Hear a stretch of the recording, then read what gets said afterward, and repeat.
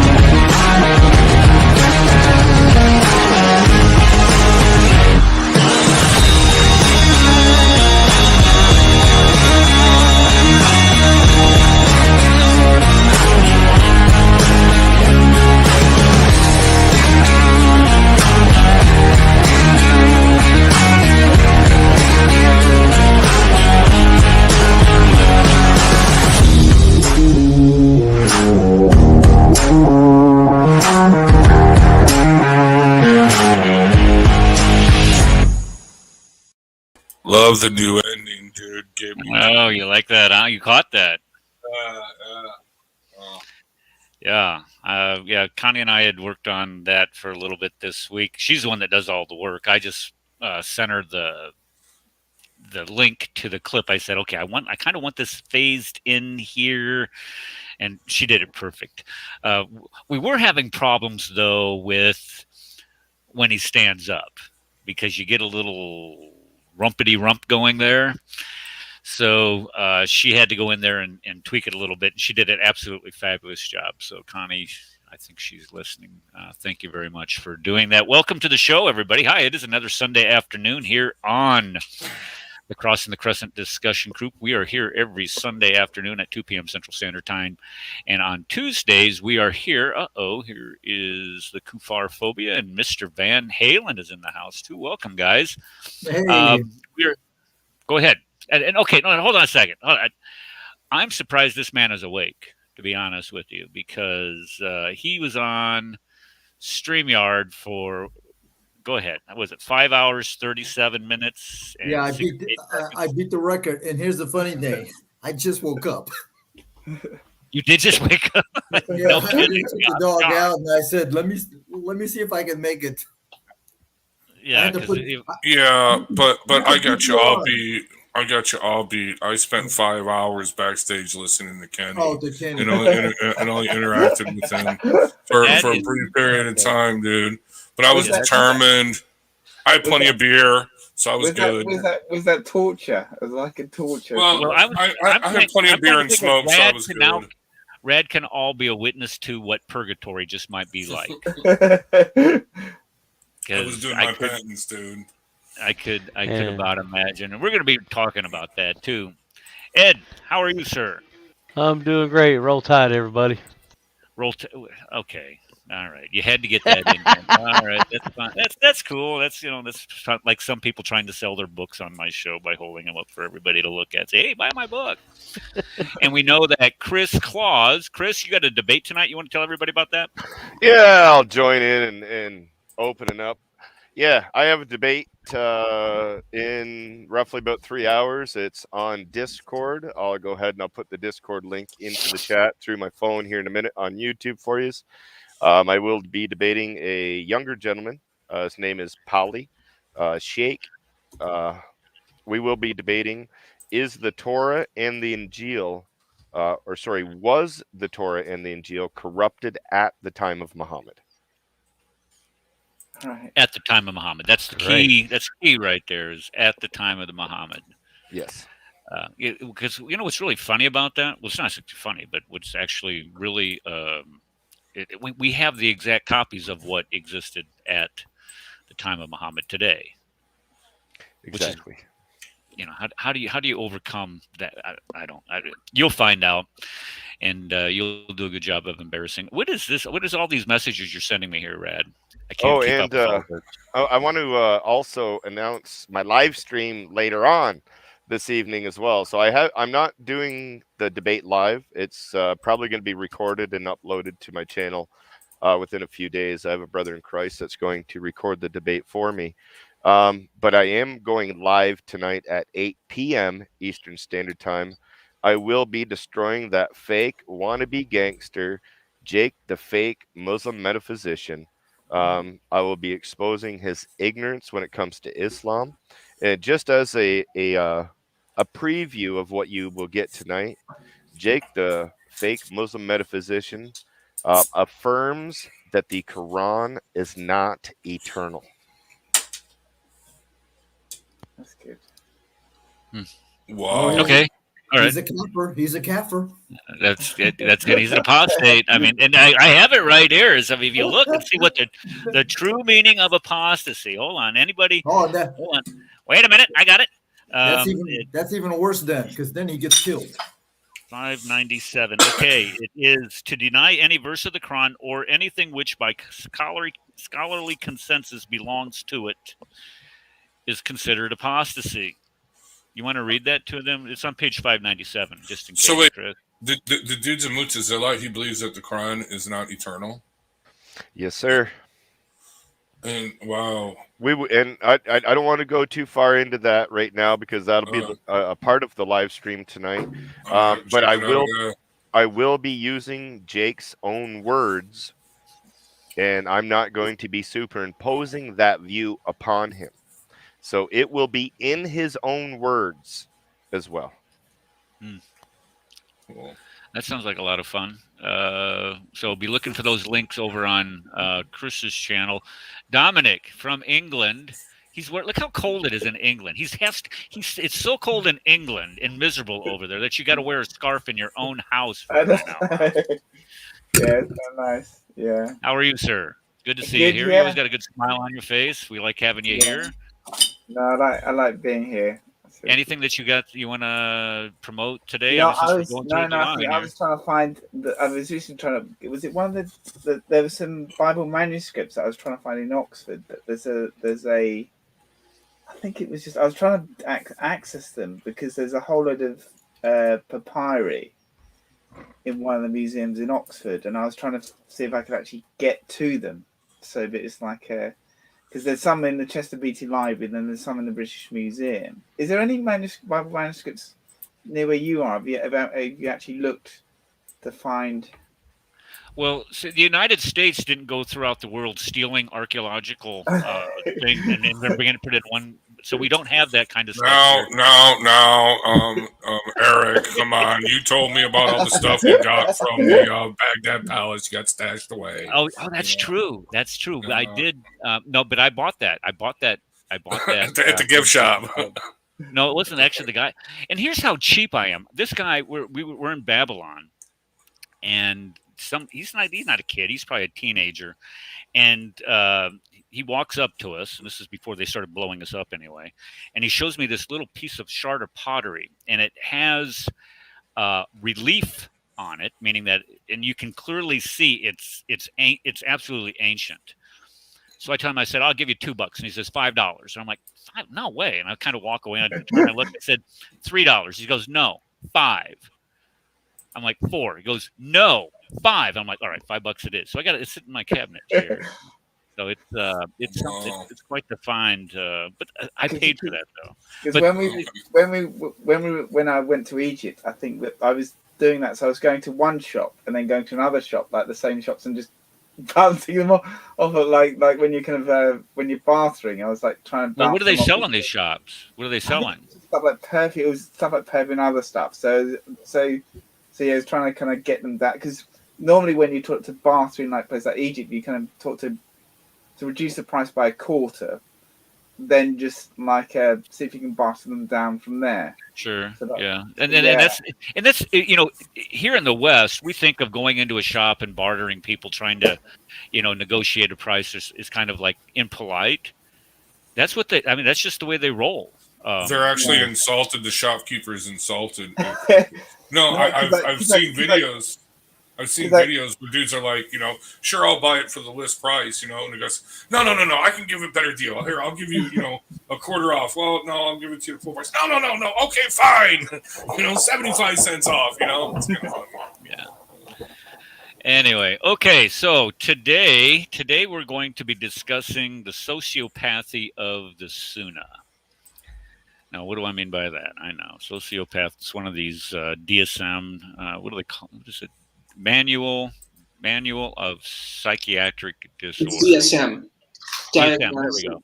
Okay, so somebody that has one of these disorders printed in that was the one that answered that question. Thank you. Got a whole chapter under my name. I'm just saying. It stands for the Diagnostic Statistical Manual. There you go. Okay, 4. Are they operating 4 or 5 now? Or 5, I think. I think they're on 5. All right. So okay. Anyway, so here's what that says about a sociopath. Wait a second. I'm still sharing. Here we go. Okay, so sociopathy is a pattern of antisocial behaviors and attitudes, including manipulation, deceit, aggression, and of lack of empathy for others.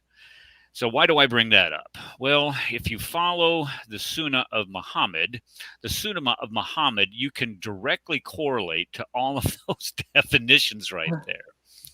And you could conclude a lot of the behaviors that you would be following according to the Sunnah would be categorized or could be classified as being sociopathic.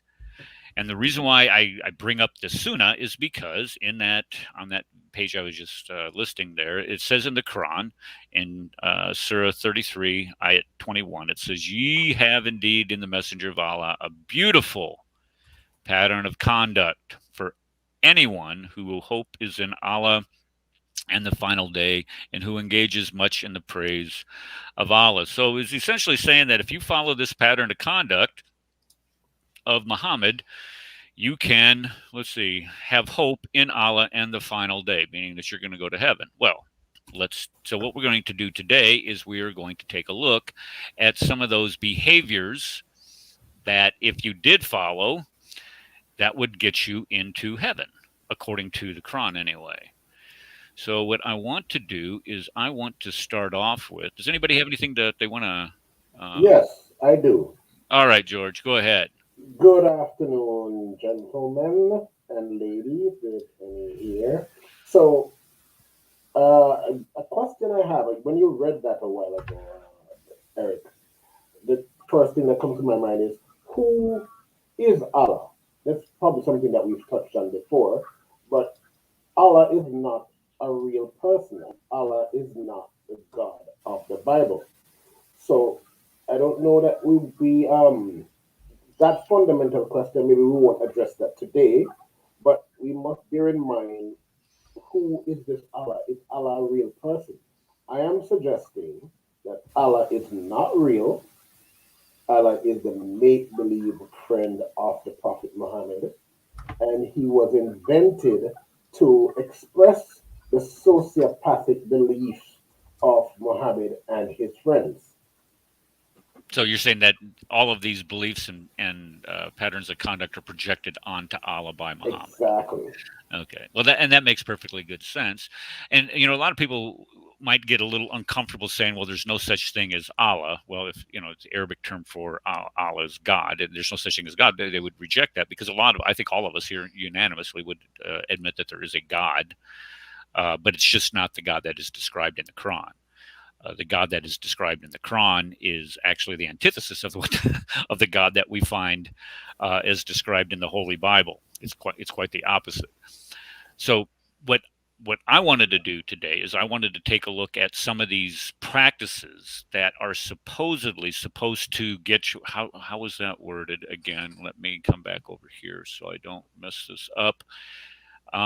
It is so those whose hope is in Allah and the final day. So what type of practices would that be? What did Muhammad teach his followers to do or not to do that would enable you to be found, I don't know, righteous or justified before God. That we always talk about justification in the Christian faith. So I thought that'd be kind of important to throw that in there. So let's take a look at some of the Sunnah of Muhammad and some of the things that he approved. Now, David Wood did a really good. He's actually made 2 really good videos the last couple of days. He hasn't been. You guys have any idea why hasn't been making many videos lately? Any idea? Yeah, it's mainly because of his children. They're really taking a lot of his time. Are they? Okay. I know that one of them, I can't remember which one it was, but one of them, the live support got shut off one night or something, and he lost a lot of oxygen. Is that, or do you know? I do not know. Okay. Yeah. All right, Did you ever invite him to the show? What? Did you invite Mr. Wood to the show? I did not. I should someday, just to see if he would show up. I think it'd be interesting. You got Mr. Shamoon here, so, you know. Well, I have connections. They know Sam. Sam doesn't. I don't know. I could get. I don't know. If I asked Sam, I think if I did ask Sam to come, he would probably come. And I think if I did beg, plead, and maybe send him a check, I wouldn't have to send him a check. I wouldn't say that about David, but if I could, I know, and there's a couple other people that have said that they would come. Al Fadi has said that he would come to the show sometimes. It was scheduling at first, and then now there's just all kinds of other things going on with him with health issues. We've had Hatun on the show before. We've had Dan Gibson on the show before. So we've had some of these guys that are really popular out there. I'd love to get Dan Wallace on the show. It'd be nice to get Daniel Wallace. Oh my gosh, that would be like having Einstein on the show. Yeah. Yeah, when you talk, Dominic, you Eric, talk about. I'm here. I'm here already. We got Chris. I mean, what? Yeah, and I'm here. Come on. Hey, I thought you were at like a party or something. I am. I just got finished talking, so I'm just talking to you. So I'm gone now. Well, why don't you tell everybody? Why don't you bring everybody from the party to the party? Say, hey, yeah, and Al Fadi's working on his PhD too. So yeah, and everybody's busy, and I get that. So if you don't have a life like me, then you can come here every Sunday afternoon and do that. And yes, Anthony, we've had Anthony Rogers on before, Darcy. Thank you for bringing that up. Anthony was on. As a matter of fact, when we had Anthony Rogers on, we were broadcasting straight to Facebook, and we had 30,000 people view that show that day. It was just absolutely phenomenal. Okay, let's get to it today. Okay, so the Sunnah. My argument for the Sunnah is that and the reason why it's sociopathic to practice the Sunnah is because if you do practice the Sunnah today, the pattern of conduct of all time for the perfect man, you just might get to go to jail. And here's why I say that. Not might, you will. I'm just saying. And some people we know have found themselves gone to jail for this very reason right here. Oh my goodness, wife beating. And we've talked about this before several times, of course. When you look in Quran chapter 34, it says that if you fear rebellion in your wife. And here's why: because you financially support them after all. And since you support them, then they are to be obedient to you. And if they are not, then you admonish them right there. Admonish. Say, shame on you for not being obedient to me. And then if that doesn't work, then you don't sleep with them. And then if that doesn't work, then what do? You beat them. Now, this is the God of the universe, supposedly telling people to do this. One half of the universe, or one half of the human population, to do this to the other half of the human population. So, Eric, sorry to interrupt you, but I have 2 questions for you. Question number 1. Are you saying that as a Muslim man does not have to be defending himself against the woman? Are you saying he just simply has to fear FEAR disobedience from her? Is that what you're saying? Mm-hmm. Yes, exactly. And 2, so that's one problem. the next thing is you are saying that these men, they only women so they can do it. I haven't seen any provisions for women to smack men around. Okay. But I don't, and I think that we all know the answer. I mean, the answer to that is pretty obvious. Men are normally stronger than women. Normally, on average, they are, and they're able to rule physically over somebody else, force themselves physically over somebody else. So therefore, there isn't a position for women to beat the man. Beating them lightly? I see some modern translations saying beating the woman lightly. Well, women beating do with tend, a toothbrush. Right. Well, I was just gonna say they do practice oral hygiene probably a little bit better than the men do, and so they would be a little more versed and apt to use such a utensil on men. I see. I don't think so. But I'm actually getting to the part that you were addressing here, where this is codified by the Sharia. This is codified by Islamic law. This is codified. Let me make sure everybody understands this. This is codified by God-given law, not man-made law. This is God-given law. This law here is derived from what God has told mankind to do. So if we look at the excerpt from Reliance of the Travel, page 540, it says, when a husband notices signs of rebelliousness in his wife, when he notices just signs, it doesn't mean that she has to be rebellious, but just signs of rebelliousness. And that includes, well, I don't know. It does say here, where she answers him coldly when she used to do so politely, and he asked her to come to what? Hey, no. Don't say signs of rebellion because it doesn't imply that. It's on the man. If he fears rebellion, okay, you're always, my brother, you're always wanting to give a little bit of crumbs to these Muslim men.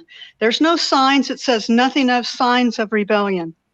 It's on the man if he fears rebellion. Okay, I didn't have this up on the screen. Don't forget, there's a hadith that says it's a mishwak. Remember, a mishwak is the toothpick, so you're only supposed to use a toothpick, right?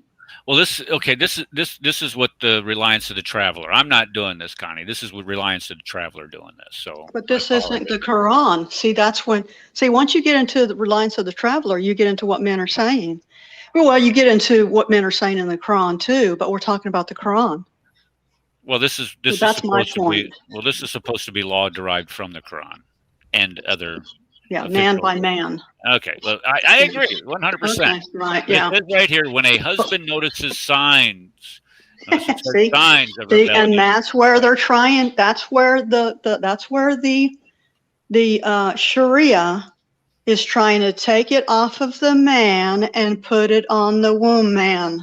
Okay, I agree. Okay, I agree. you're right. But it says here, so make that note. It says right here, when she used to answer him, when she answers him coldly, when she used to do politely. So that is where a man would, let's go back up put here. It on the woman.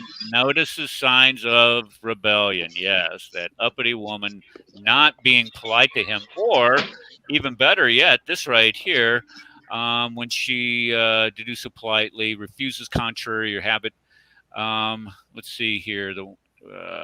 Well, doesn't it say when to come to bed also? Ask her right here, yes. Or ask her to come to bed and she refuses. This is where you were talking about if you're a woman and the man wants to have sex with you, it doesn't matter if you're in the parking lot at Walmart. I mean, you have to. I mean, it's time. You have to do it. You have to comply.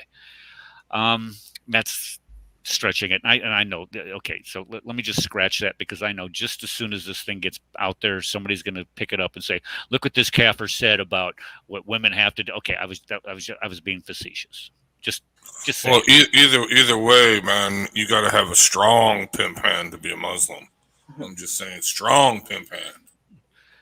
What is that?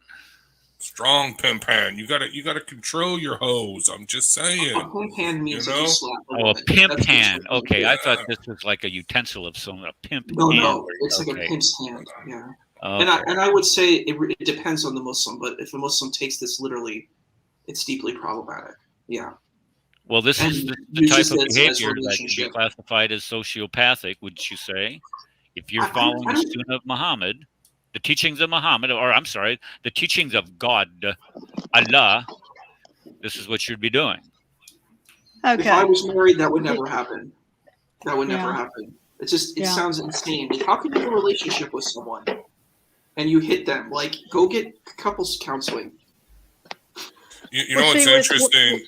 You know what's interesting though. Sorry. Can I say this real quick? Because I Okay, got to go go ahead. back here. Okay, go ahead. Yeah, when they are saying, thank you, Rad, when they are saying that the woman is in rebellion or there's signs of rebellion, that's proving, in those writings, that's proving that the Muslim men are in rebellion to Allah in the Quran, because it doesn't say that. So when they're implying, okay, this is what it means, they're proving that they're in rebellion to what Allah said in the Quran, because it says, if you fear, not if the woman. So it's showing, it keeps on showing that the Muslims are in rebellion to the Quran. But guys, what I don't hear you explaining is the idea that what it really means is that you beat her with a toothbrush. Actually, I was going to get to that. So there's some distinctions, just to let you know. And I think Eric, I think this would be a good time to pull up clip number 3. Hold on, let me finish this, and I'll get it. Right. I know where you're going with this. Then I'll wait for you then to finish. Go ahead, finish. Yeah. Okay. So let's just make sure that we understand exactly what Reliance of the Traveler is teaching us per se, but it eventually says that your obeying me is religiously obligatory. That's what you tell your wife. You have to obey me because by our religion, by Islam, you're obliged to. This is mandatory. And if she continues the rebelliousness, he keeps from sleeping with her and with her words or whatever, and he may hit her. But notice you can only do it that you don't injure her, but you can hit her. Now, let's get down here to a little bit further. It is obligatory for a wife to obey her husband as customary in allowing him to have full, notice that word there, full lawful sexual enjoyment of her person. Well, he is her property. He is her tilth, his field. You know what I mean? So yeah, I mean, I don't see nothing wrong with that. Just saying. I mean, if I was a Muslim, I wouldn't see anything wrong with that. But then again, I'm not really a sociopath, except that I really don't have feelings. So yeah, but other than that, you are a sociopath. All right, I'm still trying to find where it says to throw battery acid in their face, though. I haven't been able to find that. Well, that's on the lines of, isn't that on the lines If they leave Islam, if they leave Islam or disobedience, not covering the face, doesn't it have something to do with covering your face? Yeah, that too. They don't want to cover their face no more, so they take advantage in the kitchen, and they spray it all over or throw it all over their daughters. I mean, wow, religion of peace, huh? Beautiful. Yeah, well, and I'll relate a fairly recent case. I didn't know this young lady myself, but I know someone who knew her. Well, somebody whose daughter knew her. So I knew the parent, and the parent's daughter knew this young lady. The young lady lives in an area where she was assimilating to Western values. In other words, she rejected Islamic dress code and modes of behavior. She kept friends with non-Muslims. She didn't dress in an abaya. She dressed in jeans and t-shirt. And one day she left to go to school. She was like a senior in high school. And she didn't turn up for school. It turns out that her father and her brother took her from the bus stop, took her home, and strangled her to death in her bedroom. This is a real story. Is this the one where they put her in a suitcase? No. Okay, this is different. Okay. They're a different case story. There are probably many of them. But in this particular case, what the father did was tell the police that he did it. but the police recognized that it wasn't him. It was actually the son who actually, her own brother, who had strangled her to death. And both of them were arrested and they were convicted of murder of that girl. Because that occurs a lot more than people realize. Right. People realize. I mean, that's I don't find. I mean, they had that one recording of those two girls. Dad was a taxi cab driver, I think. I think this is in Houston, Texas. Also, by the way, but they have they have the 911 call of these two girls pleading with them that they're dying because their dad is killing them. He's shooting them. And yeah, that was heartbreak, and I blame the mother for that. I'm sorry, she handed him over, and she should not have.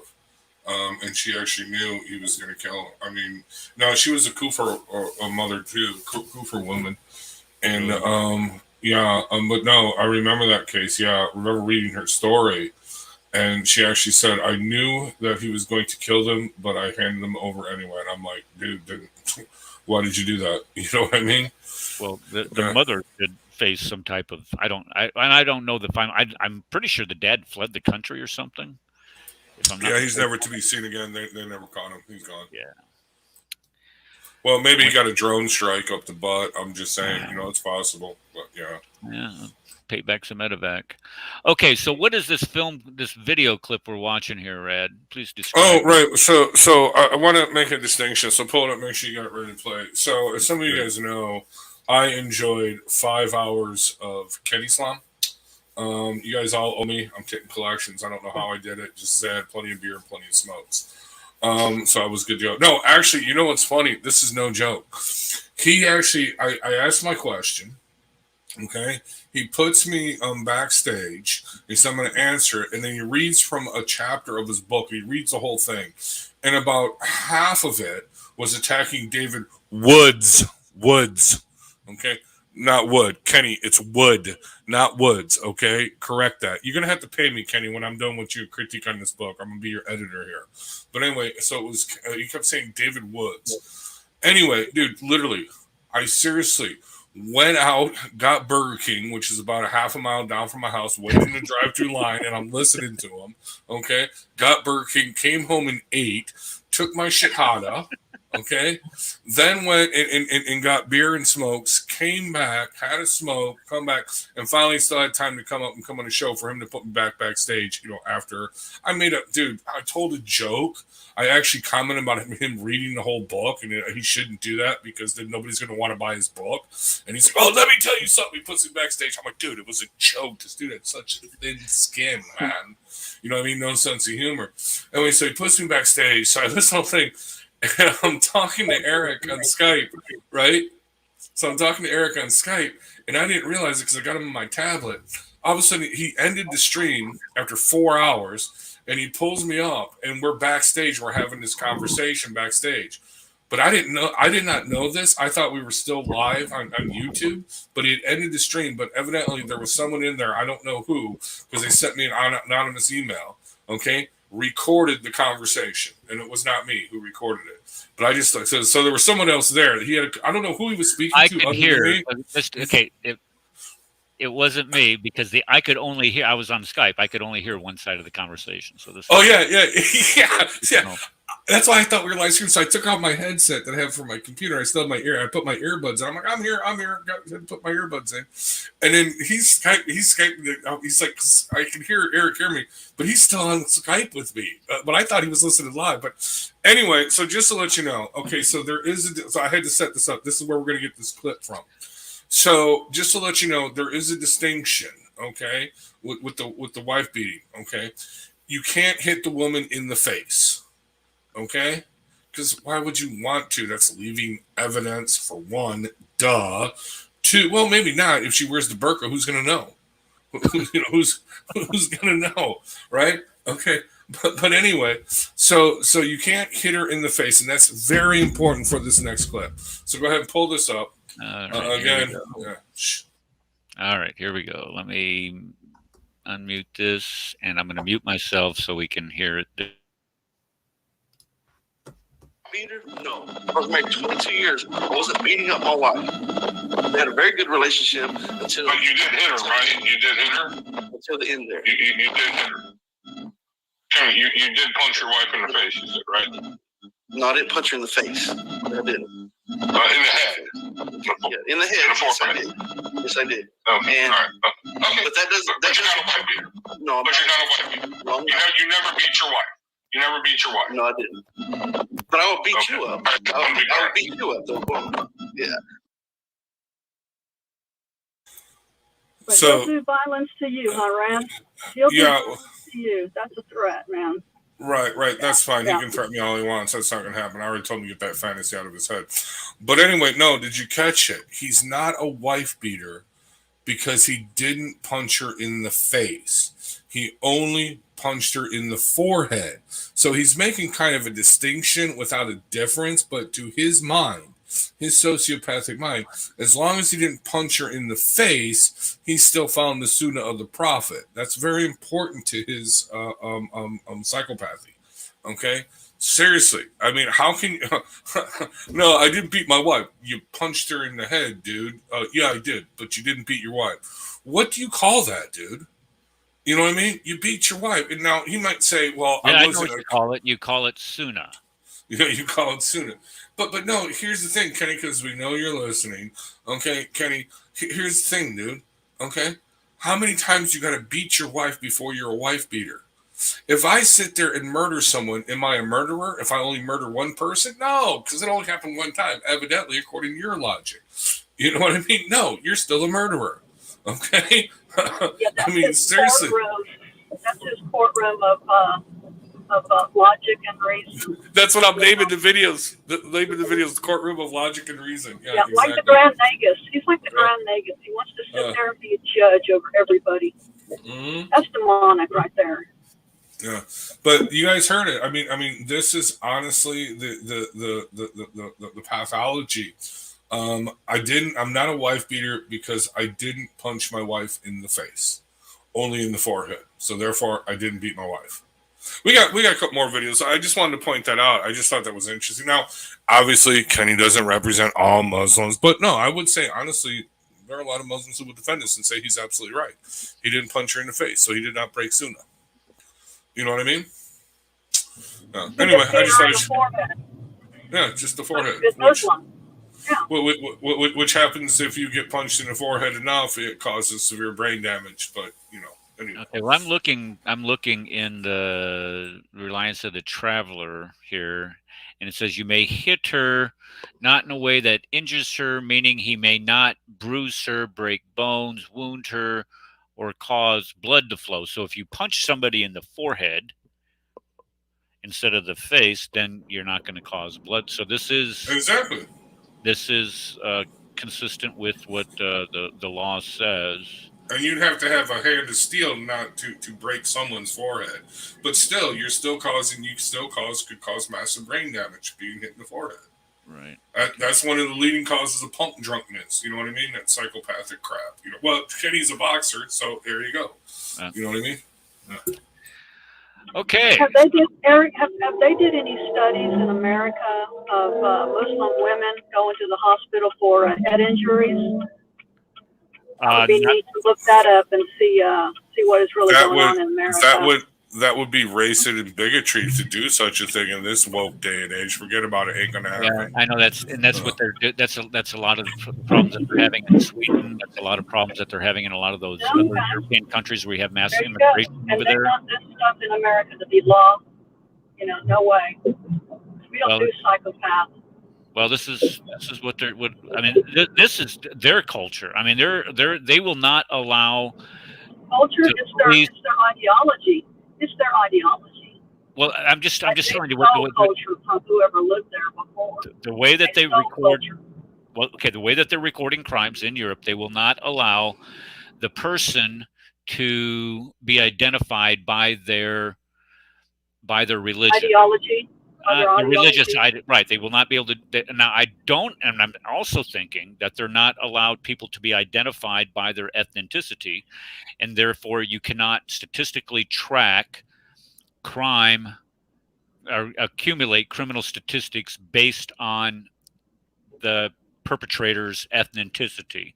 And the whole thing behind the impetus behind this, I mean, let's just be completely honest about this. The whole impetus behind this stems directly from the European experience with nationalism and with German nationalism, and how off the charts German nationalism got towards Jews. And every single country over there is absolutely paranoid of even giving the impression of showing any type of bigotry, not necessarily bigotry, but trying to establish any type of case like the Germans did to show that the Jews were all actually horrible, evil people.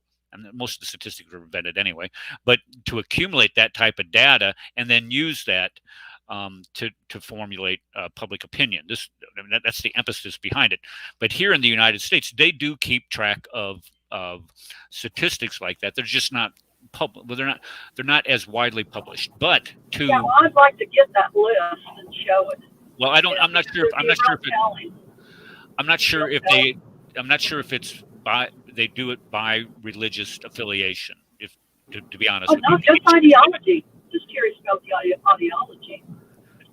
But how are you going to track ideologies? I mean, you have all kinds of different ideologies out here. The point that I'm trying to make is that you're not going to be able to accumulate that type of data, or you probably could accumulate some type of idea based on locale and things of that nature.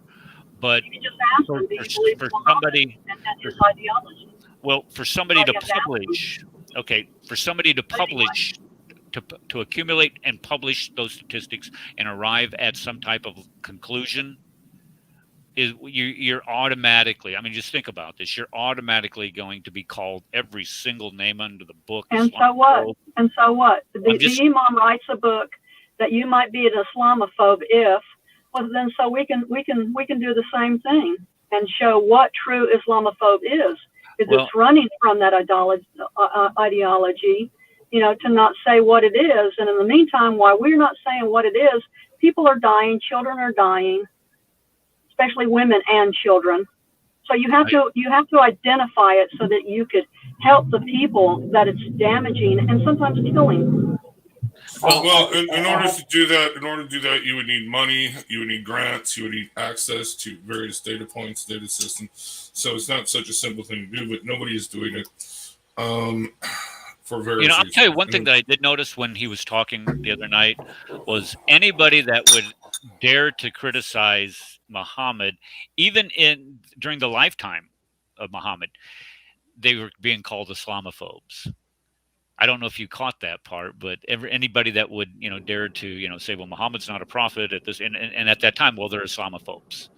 Also, well, there's a riot that they blanket. Muhammad said that if anybody insults him, that they are to be killed immediately. Right. I've got that clip. Yeah. So it is death. It is a death sentence. I want to make a quick point here, Eric. You mentioned about Germany and everyone being afraid of going back to that ultra nationalism that went on in Germany, and you're absolutely right. You're dead spot on. However, we need to make the distinction, and I think Connie was touching on a while ago, we need to make the distinction between hating people and criticizing an ideology. So I know in my dialogue with the Muslims that they try to put the two together. Oh, you hate me, you hate Muslims when I criticize Islam. I am saying that you can separate people from ideas. You can separate people from ideas. Why? And it's easy. It happens all the time. People become Muslims. People leave Islam. So it's possible for someone to not be associated with the ideology. We can separate people from the ideology. And if I can separate you from your ideology, I can criticize that ideology and still have respect for you as a human being. As someone said, Muslims are just ordinary people, but they've been inculcated with some bad ideas. Okay, well, let me just say this, that in order to distinguish between one's ideas or an idea or ideology and one's faith, that then would therefore require the people to stop hiding behind their faith and actually have them defend it. And they're not going to do that. And the reason why they're not going to do it is because they cannot. When you start exposing what we do every week on this show about what this faith system teaches and allows their people to practice, you can't defend that. So what you have to do is you immediately have to project your hatred, your venom, your violence upon the person that's making the charge against you. This is how you do propaganda, and I'll give them credit for it. They do propaganda fairly well. You know, they all, and here's the funny thing is they accuse the media, our media, of presenting propaganda against Islam in our country. So they're using and that's a lie because they're actually with Islam. You're absolutely right. It's a lie, but yet they're actually with Islam. Yeah. Yeah, they coddle it. That they want to bring a guy out to say, "Oh no, there's no compulsion in religion," while they're kidnapping girls, you know, to so-called marry them, of course, to ultimately have sex with them, you know. And so, but they'll bring the guys on to say the abrogated verses. There's no compulsion in Islam, and all the nicey. When in the meantime, for 1,400 years, they're killing us, blowing us up in our mosques, or in our, well, some mosques, yes, but in our Jewish meetings and in our churches, you know. So in the meantime, while they're saying, oh, no, there's no compulsion in religion, Islam is peace, they're blowing us up and killing us, and killing sometimes our the little children. That's the sickest part about it too. Yeah, and that's why you have to say it, and that's why I say it, because for one thing, I'm a woman, and I take offense to that because I was a little girl, okay? And I know good men do not do nasty things to little children. I take that offense because it offends my father, offends my mother, offends me, it offends my sister, and me now as a woman, it offends me as a woman. So that's why you have to directly say what Islam is, because they're not saying it. They're in the meantime, some of them are just killing us, trying to take us out. All right, well, let's move on to the next part of this sociopathic behavior that is has been set by the example of the Prophet of Islam. I'm going to go back and I want to make sure that we look at the definition here. Once again, is that a pattern of antisocial behaviors and attitudes, including manipulation, deceit, aggression, and lack of empathy for others. So when we look at the beating of women, I think aggression would be a very good applicable word there. Manipulation, you have to do what I tell you to do. That would be another good one. And the attitudes that are contained there, and thinking that men can, order women around as prescribed in Reliance of the Traveler, where they have to comply with your every sexual whim and desire. That would apply. And then a lack of empathy for others. When you treat women that way and you don't allow women to leave the house, I mean, that was just that was something else that I was going to throw in there, but that would also be perfectly applicable. But now, when we think of child marriages, as Connie alluded to, that'll be the next one we go to. What did Muhammad do when it came to child marriage? Now, Rad, did you have a video clip that you wanted to play that dealt with this at all? Or are you out on one of your cigarette breaks? Going once, going twice. He's on a break. All right. So when we look at child marriages, it's the easiest thing to do is just to go to Quran 65:4, and it speaks about how to divorce a wife. And it says, as for those women who have despair of menstruation, if you have doubt, their prescribed time shall be 3 months. So if you're going to put away a woman who you've had sexual relations for or with, that is your wife, and you have been with her for at least 3 months, or you have to wait at least 3 months before you can go ahead and divorce her. Then it goes on to say, and those two who have not had their courses, and that would mean little girls who have not yet penetrated. Paul, hello, Paul. You need to shut off your. There you go. Thank you, sir. Playing it in the background, I get it. So you would have to, in this case, what was I saying? In this case, this applies to little girls who have not menstruated, who are prepubescent, meaning that you have already had sex with a prepubescent girl. Let me say that again. You have married and have had sex with a prepubescent girl. They're still providing a waiting period for those girls. So when a 54-year-old man, according to Hadith, marries a little girl who's 9 years old, and that's what Aisha was. She was a little girl, 9 years old. And this is one of the things that was absolutely amazing in listening to the excuse given by the Imam the other night. His excuse is that, well, number one, she wasn't 9 years old. She was 18 years old. Well, how do we know that? Well, if you read a Tasfir according to Bari, you listen to some of the scholars today, and we can play scholar after scholar to tell you to shut your pie hole. That's not true. But the one thing that really stuck with me is that there was no one was there as a witness. And he kept hammering that home. There's nobody there as a witness to prove that Muhammad did this to a prepubescent little girl. And so what I did was I sent him a couple hadith and also something from Tabari himself, who he cited, that says that Aisha was 15, 16, 18, however old she was saying, that blows that clear out of the water. Now, here's the problem.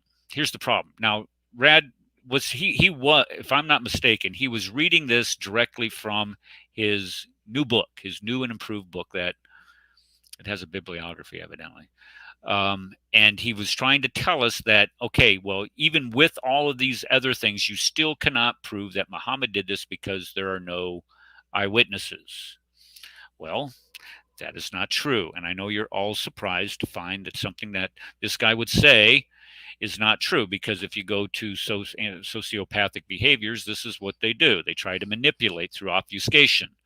So if you go to this hadith right here, let me pull this up here. This hadith here is from Sahih. Notice it begins with Sahih Bukhari, hadith 3898, book 63, hadith 112. And if you use the other type of references in English, it's volume 5, book 58, hadith. Anyway, it says, narrated Hisham's father. Khadijah died 3 years before the Prophet departed for Medina. He stayed there for 2 years, and then he married Aisha when she was a girl of 6, and he consummated the marriage when she was 9 years old. But you go down here to this one, Sunnah Abu Dawood. It says, the messenger married who? Me. So here you have eyewitness testimony of the person being engaged in this type of activity. Married me when I was 7 years old. The narrator, Suleiman, said, this is direct testimony from Aisha, he married me when I was 6 years old and had intercourse with me when I was 9 years old. So therefore, you have an eyewitness, there's your eyewitness, as to who was present when all of this occurred. Yeah, Aisha herself. But, right. Kenny's saying that the scholars were debating about it, like today's scholars. So he's saying, well, they weren't there.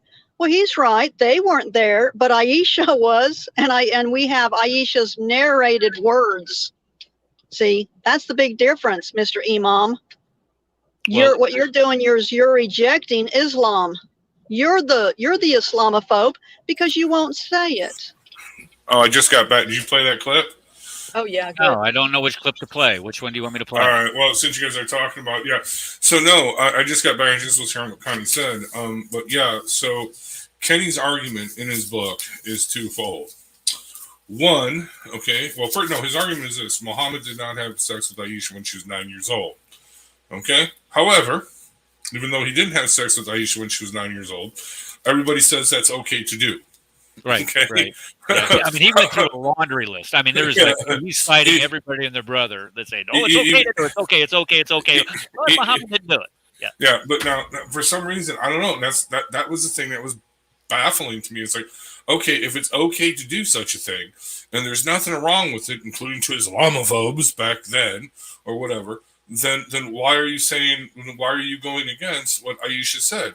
Well, first he said, actually, I don't have that clip, but he said in his book that although it is people are tended to believe, the Islamophobes will believe the words of Aisha, okay, that she had sex when she was 9, but they don't believe the more stronger narrative, which is not, it's not a stronger narrative. He says actually everybody believes it's a weaker narrative that he actually made up at one point, that she was 15, okay, or at the age of 15, around there, okay, when he consummated the marriage. All right, but then in the backstage area with me, he actually says, nowhere did Aisha ever say that. And then when I went to one of the hadiths, and we had a whole list of hadiths ready for him. When I went to one of the hadiths, he's like, I posted it in the chat. Yeah, I know. I posted in the chat, and he says, "Well, come up on the here." He sent me the link. He said, come up and let's have a discussion. And I'm thinking, dude, I know, I've seen how discussions go with you. Right. You let him ask a question, or actually, what he does is he sits there and he filibusters. He ridicules you for 15 minutes. Because I'm not smart enough. Right, and then he brings you up, and then you barely get enough time to get the question out. Then he puts you right backstage, and he spends the next 10 minutes ridiculing you some more, and then he gives you this long, bloviated answer, acting like he answered it, and then that you can go out, right, you can go out, get dinner, take a shahada, go to the bathroom, right. have You go to Burger King, exactly, and listen and drive through. Anyway. Right. But so first he admits that Aisha said this, and then he denies it, and then when I bring it up in the backstage area, he says, "Well, no. First of all, that hadith, what's the grade?" I'm like, "It's Sahih. They're all Sahih." Well, Sahih really doesn't mean Sahih. See, you got to look at who the transmitters were. The transmitters weren't there, but Aisha said it. But no. So that's another part of his argument that okay, we can't know. All the scholars that say she was 9 were not there. Right, so how could they know this? But yet he believes. Well, actually, there are no scholars really, except for modern day ones. Okay, that say she was older. Okay, but he believes them, even though they weren't there to say that she was 15, and there is no evidence that she was 15. So it's completely ridiculous. But here, I want to play this clip. It is clip number 1. Clip number 1. And what he's doing here, he's reading the explanation from Madudi. If you don't know who Madudi is, he's an 1800s, what would that be, 19th century Islamic scholar. I believe he's a Salafi, if I'm not mistaken. But he's from India, the Punjab, as they call it. And he's really hardcore. But, well, just go ahead and listen to the explanation and watch Kenny's expression after he reads this. This is in his book. He's reading it. He's reading it for the first time. You got to just watch it. Just. Okay. Well, and I'm gonna hold on a second. What I'm concerned about is getting beholder guarded here by the imam. What do you mean? Well, copyrighted. He's going to sit here. Oh no! I already no. Don't worry. We'll talk over it. We got plenty of stuff. No. Don't worry. Right. Don't worry. Ain't gonna happen. New. So he says, as for your women, this play it. No, you got to pull it up, pull the video. As for your women past the age of menstruation, he's explaining Quran verse 64:5, right? And those who have not menstruated as well. Those who have not menstruated, right? Their waiting period ends with delivery. Okay. Keep playing. I like that sort of impression. And whosoever is mindful of Allah, He will make their matters easy for them. This is the commandment of Allah, which He has revealed to you. And whoever is mindful of Allah. So that's the Quran verse. Can you turn it Can on? I comment? Turn up. Yeah, go ahead. So I want to point out that Kenny has totally missed something. No. He's talking about really. He's talking about, come on, man. Sorry, Paul. Go ahead. He's talking about the waiting period, but what about if they've had sex? What are Muslim girls supposed to do after they have sex? Well, they're supposed to have a bath. If you go to Reliance of the Traveler, E 10.3, I could share this if you want. If I can share my screen, let me see if I can do that. Let me see. And let's see. Sorry about that. Can you see my screen? Paul's screen. No, I cannot. Okay. All right. So let me try. Hold on. Let me look at it. You gotta kill mine. You gotta kill mine. All right. Yeah, Okay. stop mine for sure. Yeah. All right. Stop screen. There we go. All right. There we go, Paul. All right. I got you. Okay. So this is what it says. This comes from I put it in my book, E10.3. When a woman who has been made love to performs a perfunctory bath and the male sperm afterwards leaves her vagina, then she must repeat the gussle if two conditions exist. A, that she is not a child, but rather old enough to have sexual gratification. So pedophilia by their prophet has been legitimized here. So, I mean, who's the one who gave the law? And if it wasn't Muhammad, Sharia, I mean, he just saying that even, I mean, when you think about this, the child doesn't have to take a bath. Okay, hold on. Where are you getting this from? Dirty, man. E10.3 from Reliance of the Traveler. This actually is a picture of my book. But, yeah. 10.3. 10.3. Boy, why? I'm going to tell you what. What division is it? E10.3, Reliance of the Traveler. E 10.3. Okay. Echo. You have an echo? There's an echo. Eric. All right. Major ritual impurity, janaba. Sperm exists on the head. What the heck is this? 10.3. Golly, hold on. 10.3. All right, We might get banned just for this, dude. I'm crossing this. Why? Why? We're reading a book. We're reading an ideology that they're following. It's a disgusting book, and it's a disgusting ideology. This is the first thing that I encountered in Reliance of the Traveler. It made me just utterly abhor. I just could not believe what I was reading. I started from scratch, read all the way through it. When I saw that, I was like, "Oh my God!" They justified the pedophile. Yes, they do. So this law in Sharia is the number one reason. I mean, when you think about it, they have legalized pedophilia. And this is why no Islamic country will outlaw child marriage. They have pretended. I discussed that in my book. But Philippines actually pretended. They said they basically said they outlawed marriages unless a girl is 15. But all they have to do is for the parents to arrange the marriage, and then it's legal. So if the parents approve the marriage, it's legal. And a lot of those little girls are crying when they're being taken away from their parents to be given to this lustful thug of a man, this pervert. Well, look at Aisha's case. She was suddenly her hair lost. She lost her hair. Her husband, 50 some odd years old. She was so stressed out she lost all her hair. Yeah. Not only that, but there's a couple things with that. One, okay, horrible. So he died when she was 18 or 19 years old. Okay, and he forbid in the Quran that anybody could marry them. Anybody can marry any of his ex-wives, widowed wives. Think about that. Going through the rest of your life, 18, 19 years old, without physical affection, without physical attention, without physical love. I mean, that is just a horrible, horrible curse of a bitter man to do that to a woman. But listen, let's get back to this video because you're going to see something more shocking from the Imam. Remember, he is defending, okay, this thing, and he is even just you got to watch it. Pull it up again, Eric. Right, pull it up again, and turn it up because you're gonna need the full sound. It is up. I just kind of no. Turn the sound up. Hit the little. Sound did. Up. It's up. Okay. Here it is, right there. All right. Okay. Hold on. Let me see if my computer sound is up too. Hold on. All right. That's a Hunnit. So, all right, here we go. For them immensely.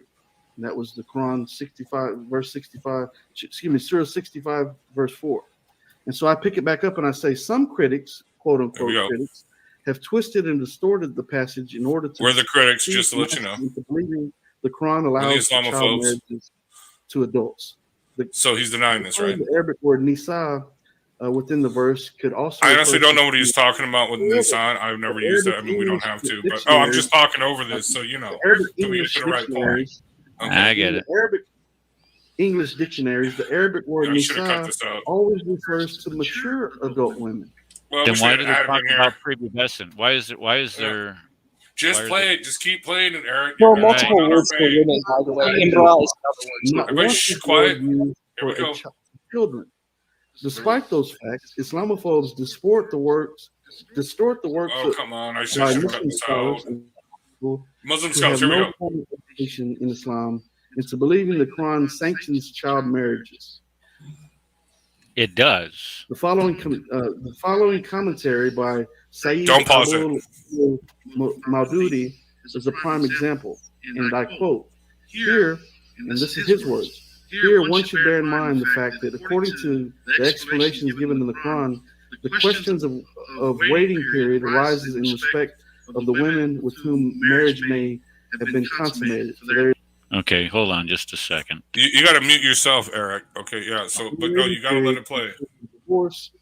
There's no waiting period in case divorce is pronounced before the consummation of marriage, as mentioned in Al-Azab, Surah Al-Azab, which is the 49th chapter of the Quran. Therefore, making mention of the waiting period for the girls who have not yet menstruated, this is very important. Okay, if it's very important, we need to pay attention, right? Yep, exactly. Go ahead. Therefore, making mention of the waiting period for the girls who have not yet menstruated clearly proves that it is not only permissible to give them away in marriage at this time, but it is also permissible for the husbands to consummate marriage with her. Okay. What? Yeah, But- he really said that. He's reading this, right? And he's trying to say that it does. Yeah. Mm-hmm. So Wait, Maldudi is saying that it's okay to do this with the prepubescent little girl. Yep. Okay, Yep. wait. And Kenny has this in his book.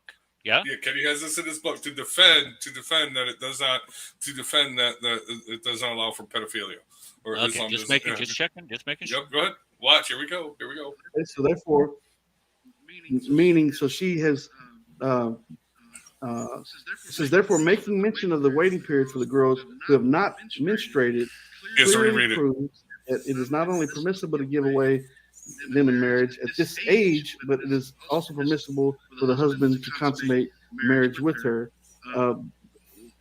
Okay, so in reading. Okay, so he's struggling with it. He doesn't even realize what he put in his book. Wait, exactly. Wait.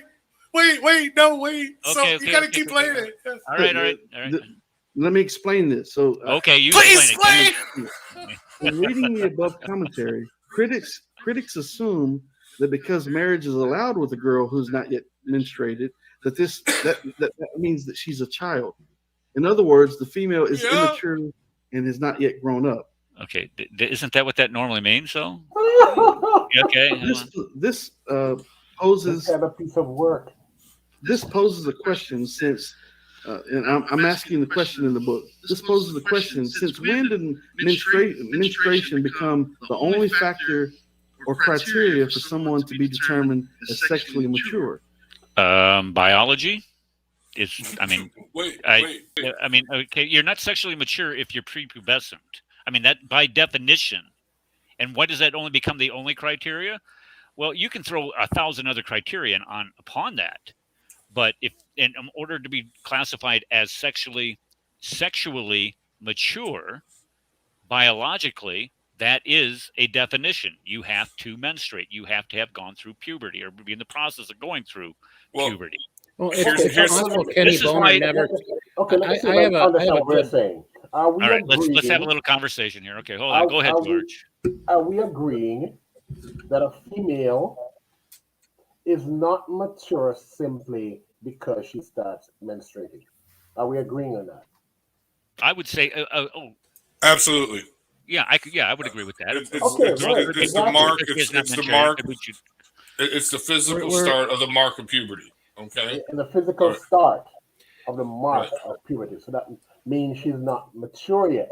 So in other words, a female, after she started menstruating, she can conceive, but it does not mean that the rest of her body is prepared to deliver a child. Am I correct? Yeah, that's absolutely true. As a matter of fact, it could damage and does often damage a lot of her internal organs if she is not completely physically developed to conceive.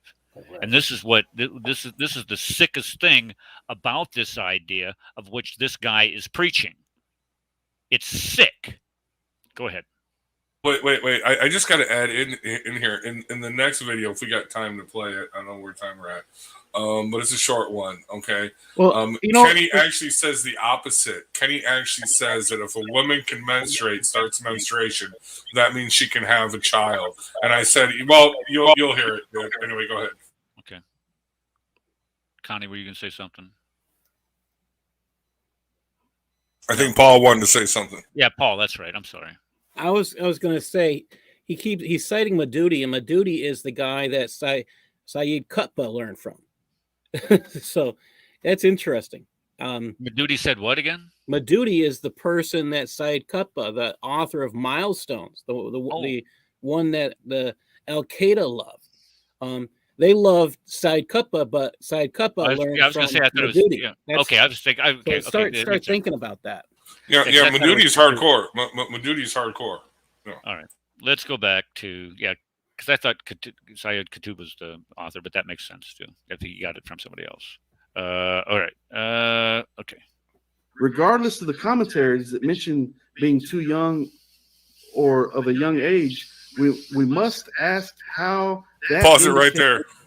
Did you hear what he said? Regardless of the commentaries. So now he's ignoring the commentaries. Now he's ignoring the tafsirs, because one of the all the tafsirs, they actually say when it says not yet menstruated, it means too young to have menstruated. So here Kenny is putting an interpretation into one. He's putting words in Madudi's mouth, or he's, in other words, Madudi is explaining, the meaning of the Quran. And here we have Kenny Bomer explaining Madudi, but he completely misses what Madudi is saying. Right. And he has to do this. He has to ignore all the commentaries that Madudi himself relies on that says not yet reached the age of menstruation, meaning not yet old enough to menstruate. You can read that in Ibn Kathir. You can read that in the two Jaws. You can read, you know what I mean? Okay, you can read that in all the classical scholars. This is what they mean. This is what they're saying. Okay, but he's interpreting. But the funny part about this, we don't have to play any more of that video. But the funny part about this is, you guys caught it. He's reading it and he's struggling with it as he's reading it. He's like, what am I reading? He has to read it twice. He's like, well, let me explain. Like, yes, dude. Right. When he said that, I'm like, yes, explain, please, explain, Lucy, explain away.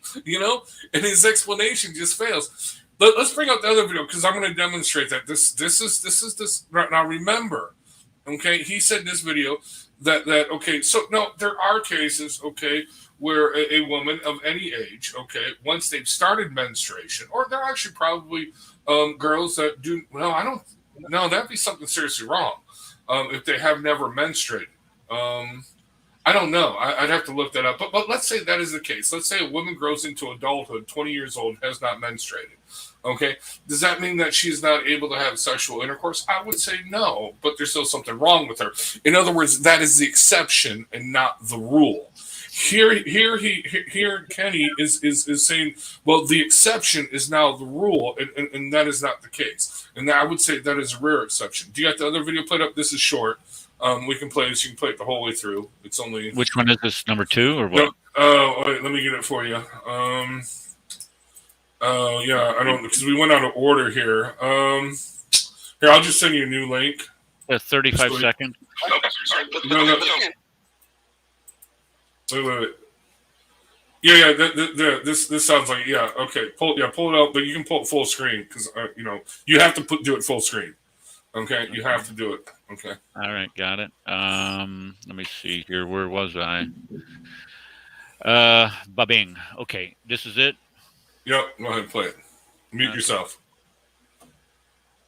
Right? Okay, sorry. But again, hold on. So you're just rattling your mouth. But that doesn't imply that Aisha was talking about herself She's not talking about that. Plural, she says girls could be 6 years old, and of course, 3 or 4 years later, of course. So why? So you're trying to make an issue that's really ridiculous, because at 6, of course, 3 or 4 years later is going to be 9 or 10 years old. And yes, scientifically, yes, young girls can menstruate at 9 and 10 years old, and technically.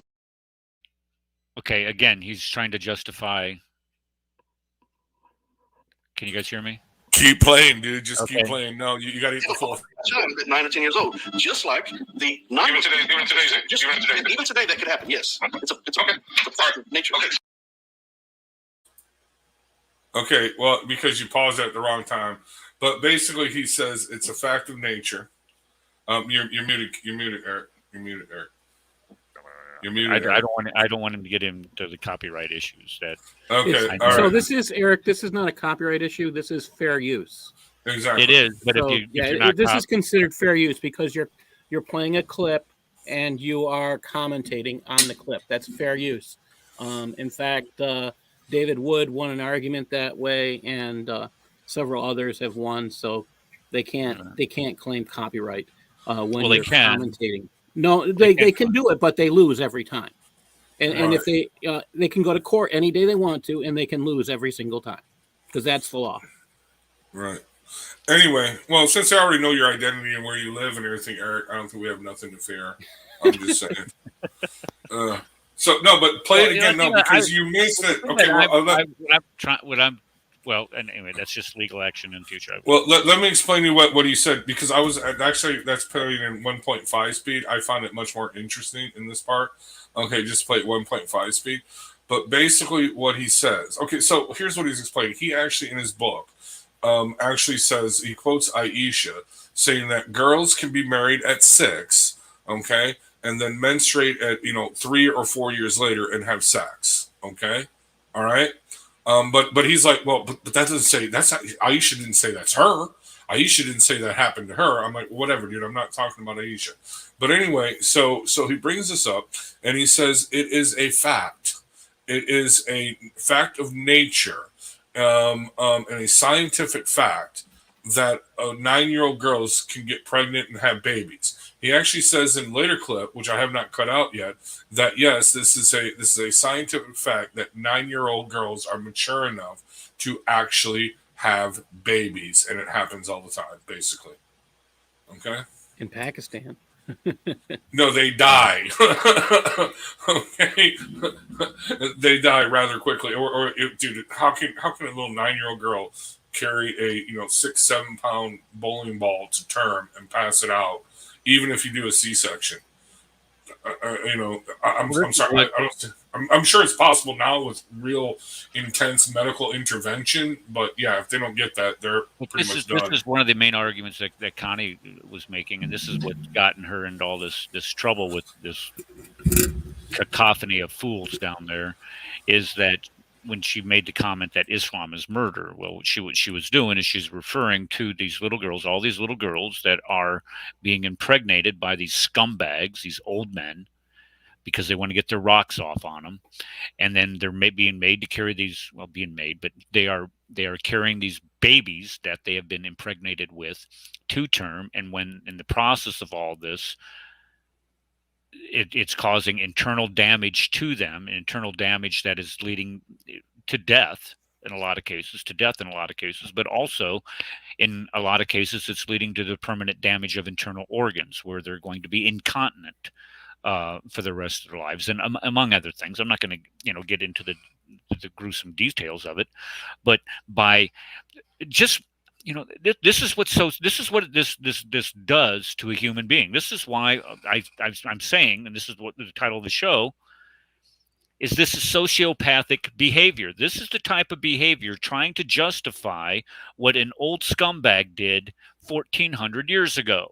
Remember? Oh, no, Eric. No, you don't understand. Muhammad never did this, but it was okay for everybody else to do this at the time. According to Kenny, there was nothing wrong with it, except Muhammad just didn't do it. And anybody who says he did it wasn't there, except for the fact that Aisha was there, obviously, at the consummation of her wedding. But he denies that, even though he says in the opening chapter of his book that it was a blessing and a mercy and wisdom from Allah that Muhammad married Aisha so she could carry on the Sunnah because she was young and had a better memory than all the old hags he had married, previously. And she actually authored, according to Kenny, over 2,000 hadiths, except he rejects the hadiths, where every one of them, where Aisha said she was actually 9 years old. Okay? I mean, it just baffles the mind. Okay? You know what I mean? I mean, no, Eric. There's one thing that they are consistent about is being inconsistent. So exactly. Well, Eric, you're saying this is what Islam does to someone. I'm saying no. In Kenny's case, he was actually already done, and this is what attracts him to Islam. Is what I am saying. In other words, Islam makes. Well, I like to say Islam makes dumb people stupid, and stupid people dumb. Okay, if they stay in it. I'm sorry. You have, in order to remain in this thing, if you actually learn and listen to your, well, look at, he was reading it, and you saw him catch himself in real time. You saw him totally, completely shocked. Like, he had to reread it. He was like, this is his own words. Well, that he copied and pasted out of somebody else, I'm sure. But he's like, oh, well, yeah, no, well, he was quoting Maududi, in all fairness. Right. But I don't think he realized. But he doesn't own Maududi. Maududi is an extensive work, just like Bukhari. He actually says, I'm getting it from this source, some guy that wrote a book, defending this practice or denying the practice, I should say. So he, you know what I mean? So I'm sure he didn't. Oh, this guy, he's defending my position that Muhammad didn't do this to Aisha, so I'm just going to copy and paste and put it in there because, and that's like the first time he read it, and he was like, what? You know what I mean? Okay? But when he read it out loud, either way, when he read it out loud, he realized, okay? But then even though he realized what he was saying, he still had to cover it up, and he still had to come, let me explain the explanation, because the explanation is very clear, so why does he need to explain it? And then, I think it says something by itself. The source that he's citing. I mean, why is he citing Maududi, if anything? I'm kind of mind blown that this guy, was saying what he claimed, saying what his claim is false to begin with. Exactly. But of all people to cite, exactly. I mean, kind of. Usually when you hear the name of Maududi mentioned, you're talking about jihad. Exactly. Or you're talking about Said Qutb or something like that, but you're not. I'm just kind of Maududi is well known. Maududi is what ISIS relies on for a lot of their stuff as well. You know what I mean? Yeah, Said Qutb and Maududi. It's those two. So is Kenny? This is the thing I actually think is happening here. Kenny is appealing to the jihadi by using this as a source. So maybe I'm wrong, but why else would he? I mean, or is he saying I am one of them? I have some serious questions about using that as a source. I use Maududi to explain jihad to people, but when you're using it says something about the direction he is already leaning and what kind of influence he wants to have, which is kind of something to think about.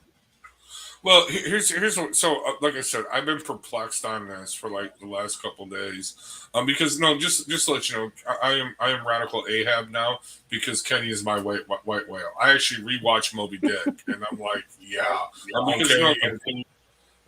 But anyway, so he surfaced, and I'm like, there she blows, for hate's heart, you know what I mean? I'm like all on it, but I'm perplexed because, like I said, he denies that this happened, even though Aisha herself, who he says is a wisdom of Allah, that she was married so young because she could recount the Sunnah because she had the better memory, right? Even though she herself says this, but then he denies that and rejects that, okay? But then he builds up this case where it was perfectly acceptable and okay to do that in that day and age. but just Muhammad couldn't do it. So it was perfectly acceptable, perfectly okay. Then why does he have a problem with Muhammad doing it, the perfect man? If the perfect man was just doing what was common every day, it's no big deal.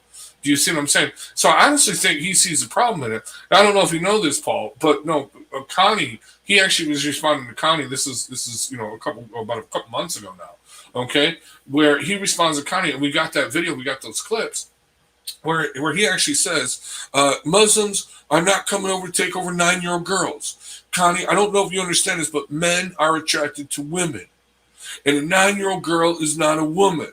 Okay? Now, I'm sure there are men, he actually says this, who are attracted to 9-year-old girls, but they're perverts. Or they're impotent. They have sexual dysfunction. I'm 50 years old, Connie, and I'm not attracted to a 9-year-old girl. Okay? Are you going to play? Yeah, play the video. But mute yourself. Hold on. For some reason, I'm not getting... You didn't click the sound thing. All right, let me... Okay, hold on just a second here. Okay, let's do it again. Screen share. Bada bing. Save system audio. Share. Mute me. A pervert? Or that Muslim men they got their eyes open for little 9-year-old girls that you seem to be so convinced about. Where are all the little 9-year-old girls? I don't know about you, Connie, but let's be honest with it. I'm a 50-year-old man, and I've seen women that are far more attractive than 9-year-old girls. They're far more developed. Keep playing.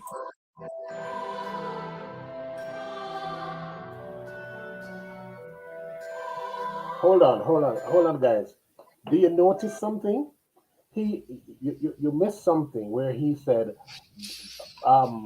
women who are far more attractive than 9-year-old girls. So if he's saying that to some extent that 9-year-old girls are attractive, well, that's what I'm wondering. Well, another thing. Well, yeah. So 9-year-old girls attractive anyway. In any way. Yeah, exactly. But he also says far more attractive and developed. So he's acknowledging right here that a 9-year-old girl is not developed. Now, I'm sure he would argue. Actually, he argues this because this is a common thing, and I am blown away by they're still using this. Women in Saudi Arabia. Actually, he quotes this guy who I would actually have to say is a pervert because he uses perverted words. Because this dude, he quotes, he says, just like here in India, young girls become more ripe. He actually used that word, ripe, okay, at an early age. And I'm like, that's like pervert words. I'm just saying, okay. Well, I think there's another elephant in the room, if you don't mind me interjecting quickly. I just want to say a quick remark. Sure. The thing that I felt, I think your guys are all joking about the comment because obviously he's trying to make light of this situation. He's joking about it. And that's why he's like, they're more mature, but so I don't think it's meant to be like a hostile thing. But the thing that I think is important to think about is cognitive development. Cognitive development is super important, and that's not really what's being discussed.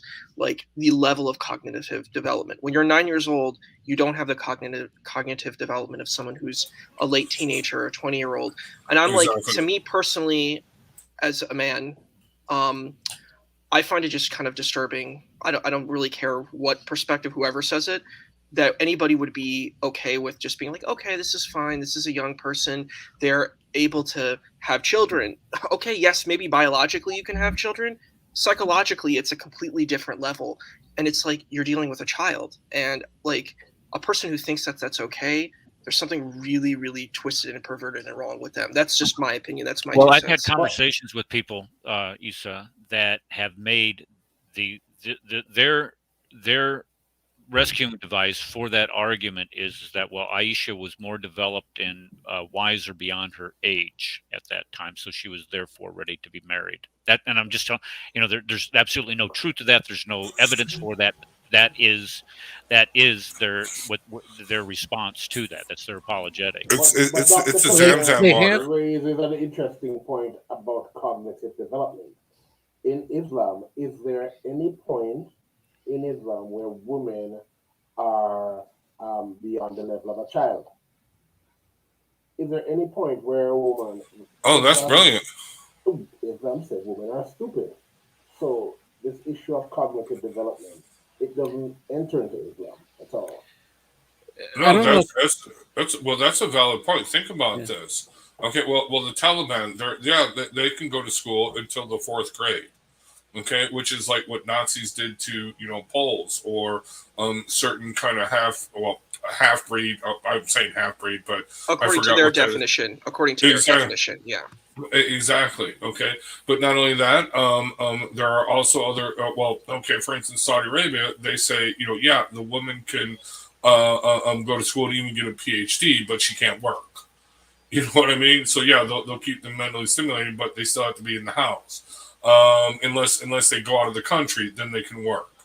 No, seriously, it's kind of a weird dichotomy. Now that is opening up a lot over the last couple decades, but that's pretty much been the thing. So that's an interesting thing. In hardcore interpretation of Islam, are women considered better than children? And I would actually have to say, well, considering that they can be beaten, disciplined like a child, then no, they're just considered the same as children. You know what I mean? Well, the women under Islam, I wanted to talk about one of the things that they had done in New York City was a social experiment.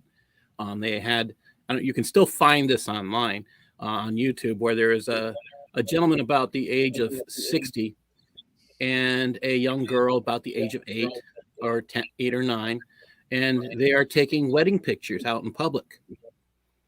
And people start to get upset, and they start to yell at them, and accuse them of the man of pedophilia, and they actually have to stop the crowd and explain it's a social experiment. We did this to see what people would do. So the average person walking down the street can't handle this, and that's the point. So if the average person can't handle this, what does that say about the followers of Islam? That they have to either justify or create some mind-numbing lack of logic that explains that no, this can't possibly be true. It's a horribly sick faith structure that justifies not just misuse or maltreatment. It justifies, I like Connie's description, murder in many ways of women. Women in Islam are the only ones, it is the only faith structure where a woman births her guardian. It is the only faith structure. The minute that child is born, that child has authority over her. I think I found as long it, as Paul. It's a male. Yeah, I think I found this. Is this? Yes, that's one of them. Yeah. Okay, so. What's up, guys? I'm Kobe Person. I recently saw a video online of how child marriage is legal in more than 91 countries in the world. Children as young as 6 years old are forced to marry older men and have their childhood stripped away from them. But what if it was legal in the United States for children to get married? Well, it turns out it is. In some states, it can be as low as 12 years old. So we wanted to do a social experiment to see how the public would react to an older man marrying a younger child. Let's see what happens.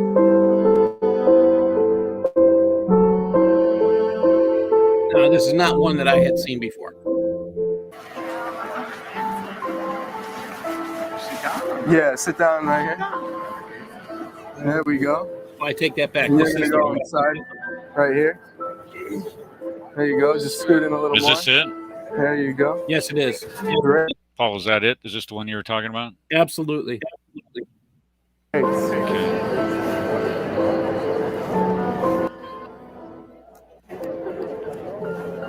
Look at the lady back here. Look at this. Oh my gosh. We're gonna go to the next. We're gonna go down here. Let's go, guys. And the sad part Go is ahead. that's my granddaughter's age. Excuse me? Where's her mom? Your mom is in her house. She's young. Yeah, but the parents, they give me permission to marry To her. marry her? Yes, She's young. it's okay. What are you doing with someone her The age? parents, they give me permission. The parents? Yes. You got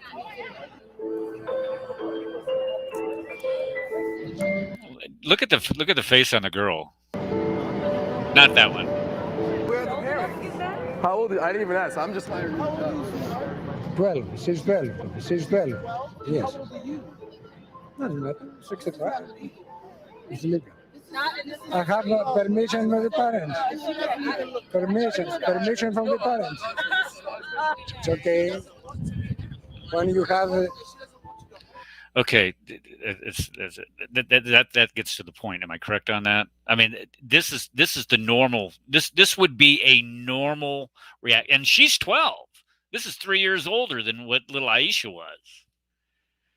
This would be a normal reaction of what you would expect from anybody with a moral compass. And you can clearly see that this guy right here, it offends him, and it should. You can see that this guy has a sense of decency, a sense of right and wrong, and he asks him, he goes, "Well, how old are you?" I tell you what, that to think that this goes on, it still goes on today across the globe because of sociopathic behaviors as demonstrated and set forth in the Sunnah. Muhammad is really a shame, and it's really sad. Okay, can we bury this dead horse, or does anybody have anything else that they want to say about this? Okay, I'm going to assume that's permission to move on. Okay, so one other thing. There was one thing. Let me see here. Yeah, that's okay. Go ahead, buddy. Don't eat all of it. All right. Eric, you still haven't. You guys still have not. Wait. My point about the beating her with the toothpick. None of you. Islam is really saying you beat her with a toothpick, and none of you erudite, bright, knowledgeable people, none of you have been able to refute my argument. I'll answer that. I'll answer that. It says a mushwak. Okay, so mushwak is used as a toothstick, right? After it's whittled down, processed, chopped up in little pieces. An actual mushwak branch is what we used to call back in the day when we was old. Eric knows this because he's older than I am, although he's physically much more fit and doesn't break out in a sweat when he's firing a shotgun like I do. But and doesn't blow a hole in his wall either. But don't do that. Don't say it. Anyway, but no. So no, they're talking about cutting a switch. Okay, all right, cutting a tree branch off and like a weeping willow. Oh, for discipline. I mean, they leave welts, they leave marks. Okay, it is not just taking a little poking them with the toothpick. Hey, do you know what a convict can do with the mishwak? I'm telling you right now, man. They'll take your eye out. But no, seriously. When it says a mishwak, it's not talking about the finished product. It's actually talking about the full branch, okay? And there are plenty of online commentaries, online videos of YouTube where these sheikhs in Arabic countries are actually talking about how to properly use the mushwak on your wife, okay? But I just wanted to conclude on this whole thing with Aisha and Kenny and everything like this. Kenny, if you're listening, and we know you are listening, you're conflicted, dude. I feel that you are conflicted because on the one hand, as you said, if a man is attracted to a 9-year-old girl, he's a pervert because they are far more attractive. Women are far more attractive and definitely far more mature, even if the 9-year-old has had a period. Now, yes. Okay. Seriously, if the whole definition of being sexually mature enough to have sex is to have a period, there are cases. And you can look this up, okay? It's rapid onset puberty, I think it's called. There's a fancier name for it, but where they have drugs to prevent this, Okay, drugs to prevent this. They're called puberty blockers. It's what they give to transsexual kids. Okay, which is another story, which I'm against. But no, these are heavy, hardcore drugs because there are some women and even young girls and boys who they get this thing. It starts with the P, I think, where they go through this rapid onset puberty at like the age of 4. It begins. Okay, 4, 5, 6 years old. So you're telling me a 5, a 6-year-old, we lost Eric, but a 5 or a 6-year-old, okay, that actually suffers from this genetic disease and gets this rapid onset puberty without medication treated, they will die at a very early age. You can look this up. There are pictures of back in the 70s before they developed these drugs. These kids are, dude, they're like 10 years old and they look like they're 90. Okay, because they've gone through puberty, they've gone through their 20s and their 30s of their development within 6 years. Okay, so you're telling me that's okay? Okay, to have sex with them. There are also cases in the opposite where the girl never develops puberty and they actually look like they're 12, 13 years old. That's another story. Okay, but no, seriously, Kenny, you're citing the exception. Okay, to appeal to the rule. And that is a logical fallacy. It's a common logical fallacy that's being practiced today in wokeism. Okay? One last point on this, Kenny. Okay, because I know you are listening. All right. Here's the thing.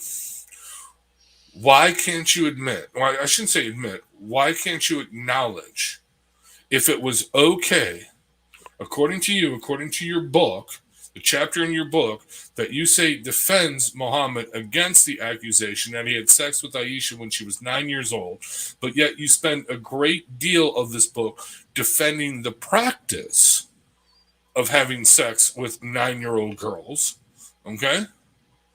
Then why do you have a problem if Muhammad did have sex with Aisha at 9 years old, as Aisha herself said?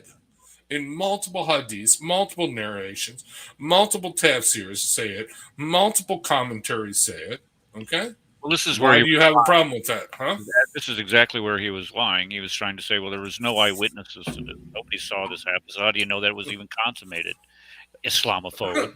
And then you cite, I mean, you show him in black and white what their own sources say, their own Sahih sources.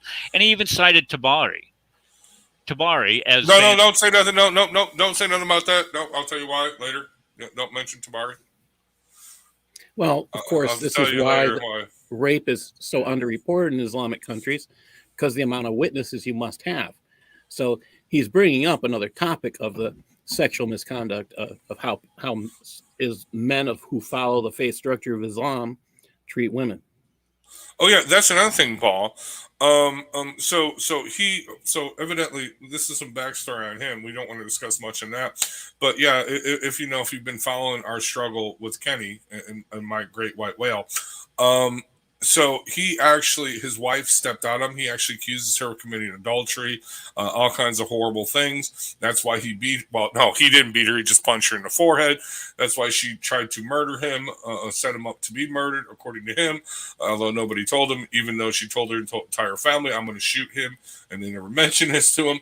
All kinds of stuff. But that's why he spent 360-something or 330-something days in jail, not prison, jail. Okay, want to make that clear. For punching his wife in the head and other things because she was stepping out on him. Oh, yeah, he also slashed the tires of her lover, but he didn't take pot shots at him with a gun, even though the police report says that he did, but that's beside the point. Anyway, he accuses her of committing adultery and stepping out on him. But does he have 4 witnesses? And if he doesn't have 4 witnesses, Kenny, remember, you practice the Sharia. You practice the Sharia law as a Muslim. Doesn't your ex-wife owe you? Don't you owe your ex-wife on the day of judgment for defaming, for slandering an honest woman, the mother of your child? For saying that she committed adultery, even though you don't have 4 witnesses that actually saw the penetration. And actually, according to Islamic law, Kenny, what's the punishment for someone who falsely accuses an honest woman of committing adultery? Oh, that's right. They get flogged. I think they get 100 lashes. So, Kenny, are you willing to allow me to administer the 100 lashes, the punishment, okay, publicly? For you defaming and slandering an honest woman, a good woman, your ex-wife? I'm just saying, Kenny. Anyway, that's all. That's all I have to say on that. Okay. All right, we're going to move to the next topic, which is, again, sociopathic behavior, and that is having people killed for insulting you. Now, for those of you who do not know, there is a list. Let me see. Let me pull up the list first. There's a list on Wiki Islam. I'm going to put it up here of the murders. Let me make this smaller here so we can see the murders that Muhammad committed. I'm sorry, ordered. I'm not sharing my screen. I need to share my screen. I'm sorry. The murders that Muhammad ordered people to commit, or at least for a second, or at least sanctioned them, approved them. And I believe it's 32, maybe more than that. No, it's more than that. 30, 40, 44. 44 separate ones are listed here. And they list not only the murder, the reason for it, the circumstances around it, but they also provide the sources for each one of these. And this is the one that I was going to point to today, because David Wood had made a video about it yesterday, and I think he alluded to it again today. Not Wood, where we look at, let's see here. Here is the hadith that discusses that a blind man had a freed concubine. So she's no longer a slave, but she was a concubine who used to insult. Notice she insulted Muhammad and say bad things about him. He told her not to do it, and she did not stop. He rebuked her, and she did not obey him or heed him. One night, when she started to say bad things about Muhammad, the prophet, he took a short sword or dagger, put it in her belly, pressed it, and killed her. So he kills her for disparaging the Muhammad, say bad things about Muhammad. And notice, a child fell between her legs and became covered by her blood. That is absolutely disgusting. The following morning was mentioned to Muhammad. He called the people together and said, I ask who the man has done this action, and order him by my right over him that he should stand up. So the blind man stands up and says, O messenger of Allah, I am the one who did it. She used to insult you, say bad things about you. I forbade her, but she did not stop. I rebuked her, and she did not give up her habit. I have 2 sons like pearls from her, and she was kind to me. Last night she began to insult you and say bad things about you. So I took a dagger, put it in her belly, pressed it till I killed her. Now watch what Muhammad's reaction is. This is Sunnah. This is a pattern of conduct for Muslims to follow for all times. Why? Because Muhammad is supposedly a perfect man. So what he says, thereupon Muhammad, the prophet, said, bear witness, there is no blood money due for her. And this is a Sahih Hadith in Sunan Abu Dawud 4361. Now, here's the worst part about it. We always talk about, well, what is the Sharia? Well, it's the law that is derived from the Quran, the Hadith, and the Sirah of Muhammad, and Takrit. So we go down here and see what the reliance of the traveler, the Sharia says. And it says, to revile Allah or his messenger, on page 591 or 95, is an act of apostasy. So what is the punishment for an act of apostasy? It's right here. When a person who has reached puberty and is sane apostatized from Islam, he deserves to be killed. To revile Allah or his messenger deserves to be killed. I bear witness there's no blood money for her. So I hope I drew a picture clear enough for even a moron to follow of where that comes from. It comes straight from the Sunnah. The Sunnah of Muhammad is sociopathic. How do we know it's sociopathic? Well, let's go up here and look at what the definition of sociopathic is. Once again, I say a sociopath is manipulation, aggression. Well, when you stick a knife in somebody's stomach, I would say that is aggressive behavior. And I would also say that this has a lack of empathy for others. So if you're sticking a knife in somebody's stomach for daring to criticize a man who's been dead for 1,400 years, you're a sociopath. Any comment from the gallery? Yes, Dominic. Muhammad was indeed evil. I would say not a sociopath. I would say a psychopath. There is a difference. I'm just saying. I mean, because sociopaths, we don't care if you die, but psychopaths actually do the killing. So that's what sociopaths rely on the psychopaths to do their dirty work. I'm just saying. Well, this is exactly what we find. These people, and this is what David Wood was talking about in his video yesterday, was that this happened in Pakistan, where somebody went out and murdered a guy, burned him to death. I think they burned him to death or something. I can't remember what exactly happened to him, but they killed this guy, and the thing that they accused him of was blasphemy. You're blaspheming Muhammad, not blaspheming Allah, Muhammad. So to blaspheme Muhammad demands the death penalty. If I went through each of those, I mean, the first one of the list of murders that Muhammad either ordered or approved, you could start with the first one, Asma bint Marwan, for opposing Muhammad with poetry and for provoking others to attack him. I don't know if provoking others, but if you're opposing Muhammad with poetry, you are again insulting him. This next one, Abu Afk, killed a Jewish poet for opposing Muhammad through poetry, instigating people against Muhammad. After the Battle of Badr, let's see here. Here we are. According to Ibn Ishaq, Muhammad ordered his followers to kill Ka'b because he had gone to Mecca after Badr and invade against him and composed verses which he bewailed the victims of the Quraysh who had been killed at Badr. So you can go through this list here. I'll go ahead and post the link to that in the chat. Oh, that's cool. Cool.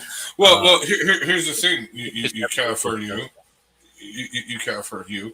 Don't you know that Muhammad conquered the entire city of Mecca with all these evil pagans without killing anyone?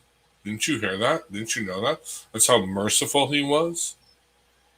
Only one small problem with that. Well, actually, two small problems. Big problems, really. First of all, the Meccans didn't put up a fight. Okay, so yeah, you can, well, you would know this more than I do, Eric.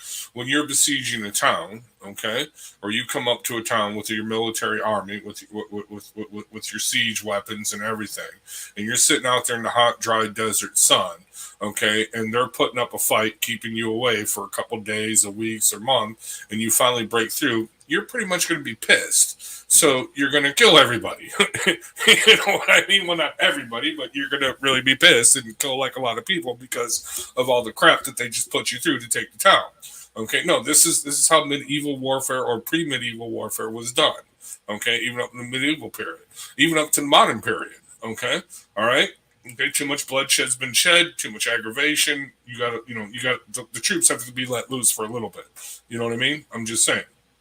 Well, they did it during the Crusades, and right? Yeah, Edessa. I mean, they laid siege to Edessa, and they went in there, and they're just nothing but. And well, Jerusalem, when the Crusaders laid siege Jerusalem. By the time they got into Jerusalem, they decided, well, let's kill everybody. Well, even before all that, I mean, Rome. Okay, when Rome came and knocking at your city-state, okay, and they said, "Let us in," and you said, "No," to the big bad wolf, and they blew your house down. Forget about it. Depending, they would enslave your entire people.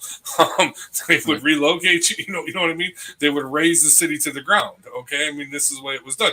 But if you surrendered and said, "Hey, we're going to have the city gates open. You can come on in. It's no big deal." Nazi Germany. Let's take Nazi Germany, for instance. When they came up to Paris, everybody left Paris, right? They said, no, we're going to leave Paris open. Did Adolf Hitler destroy Paris? He could have very easily. He didn't. No, it was left open.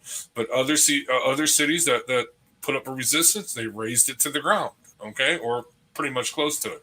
But anyway, my point being is this, really quickly, with what Muhammad did in Mecca, okay, there were 3 people he wanted killed. Okay, he said, even if they are hiding behind the curtain of the Kaaba, you're going to bring them out and kill them.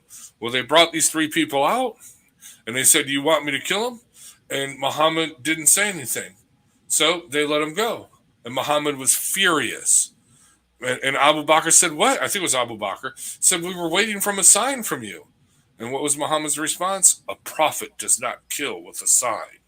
In other words, he ordered them to do a thing, and they didn't do it, and he was furious with them, but because they were still powerful enough, he could not act against them.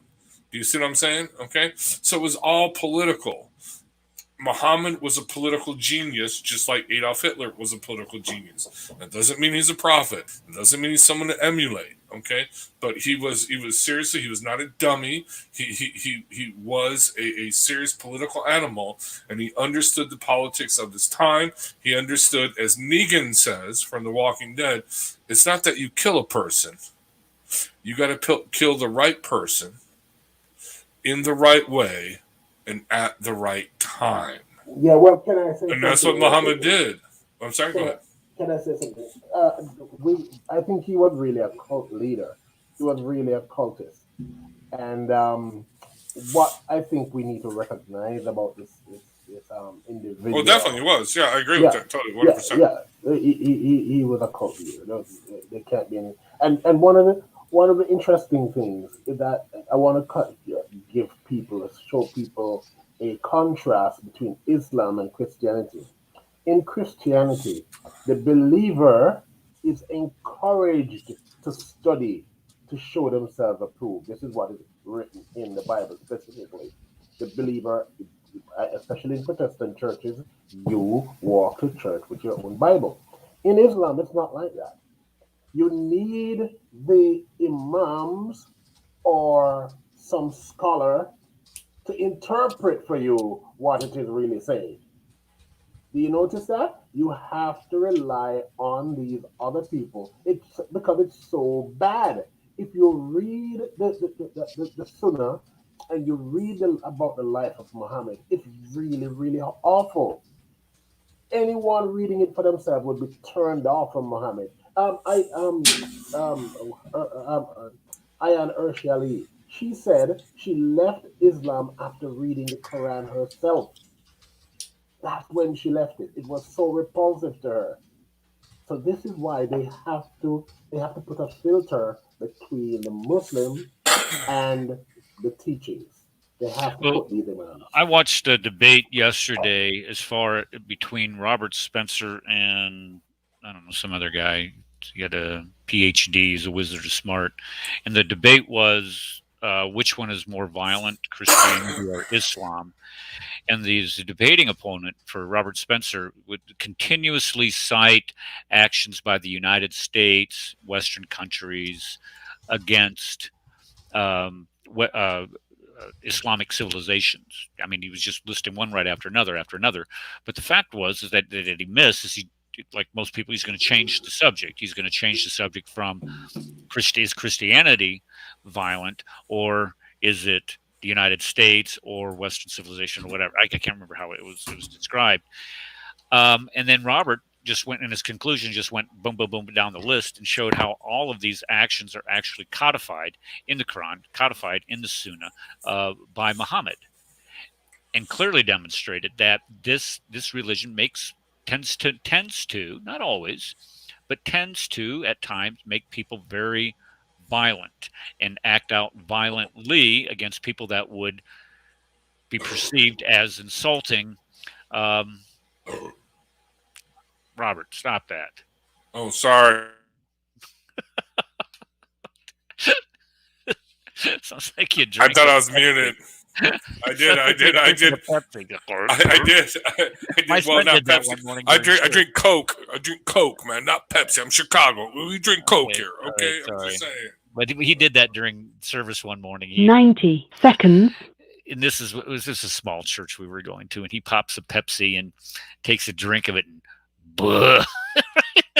let's just serve that. It was Dude, okay. I literally Anyway. did. There we go. Seriously. Okay, so we're going to close this up for the day. I just want to close it out by showing one little thing here. And when we talk about exposing people for violence and mocking it, this is what happened last year. If you all remember when Hatun got slapped by that guy at Speaker's Corner, she was mocked for it.